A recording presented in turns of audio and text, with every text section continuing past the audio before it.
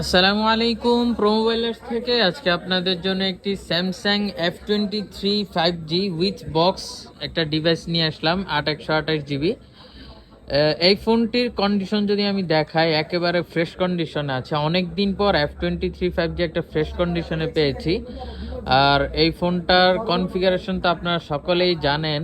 এটার configuration Snapdragon 750G 5G processor, 5000 mAh এর big battery, 50 মেগাপিক্সেলের মেইন ক্যামেরা এবং ডিসপ্লে যেটা দেখতে পাচ্ছেন এলসিডি ডিসপ্লে হলো এটার রিফ্রেশ রেট হলো 120 হার্জ, যার কারণে এটার যেই পারফরমেন্সটা খুব ভালো, এটা দিয়ে গেমিং পারফরমেন্স খুব ভালো।